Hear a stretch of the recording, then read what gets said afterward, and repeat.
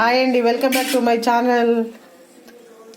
మా ఆయన చేసిన చింతపండు పులుసు, పచ్చి పులుసు చాలా బాగా చేస్తారండి.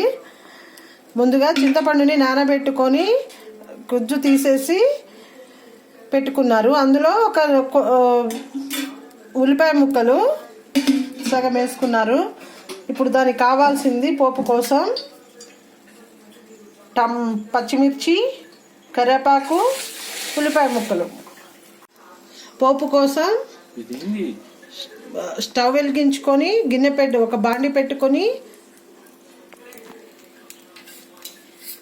అందులో ఒక 1/2 టీ స్పూన్ ఆవాలు, 1/2 టీ స్పూన్ జీలకర్ర వేసుకోవాలి. వేడి కానిద్దామండి. ఆయిల్ వేడయ్యాక మనం కట్ చేసి పెట్టుకున్న ఉల్లిపాయ, పచ్చిమిర్చి, కరివేపాకు వేసుకోవాలండి.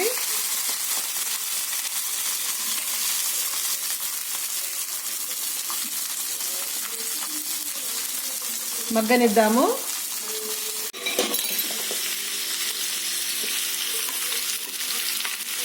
ఒక 1/2 టీ స్పూన్ పసుపు పోపులోనే వేసుకోవాలి.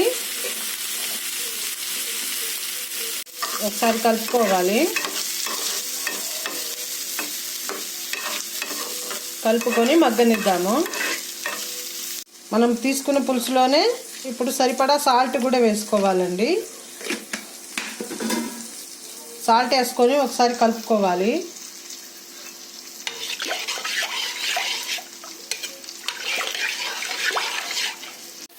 మసిలిందండి. ఈ విధంగా మగ్గాక ఇప్పుడు ఇది దీంట్లో వేసుకోవాలి. అంతే, సింపుల్ అండి. మా ఆయన చేసే పచ్చి పులుసు రెడీ అండి. ఈ విధంగా చేసుకుంటే మా పిల్లలకైతే చాలా ఇష్టం అండి మా ఆయన చేసిన పచ్చి పులుసు. పైనుంచి కొత్తిమీర ఉంటే, మీ దగ్గర కొత్తిమీర ఉంటే వేసుకోండి, అవైలబుల్గా ఉంటే వేసుకోండి. నా దగ్గర అవైలబుల్గా లేదు కాబట్టి వేసుకోవట్లేదు. అంతేనండి, చాలా సింపుల్గా పచ్చి పులుసు రెడీ. మా వీడియో కనుక మీకు నచ్చినట్లయితే లైక్ చేయండి, షేర్ చేయండి, సబ్స్క్రైబ్ చేసుకోండి. కింద ఉన్న బెల్ ఐకాన్ ప్రెస్ చేస్తే మా నోటిఫికేషన్ మీకు వస్తుంది. Thank you very much.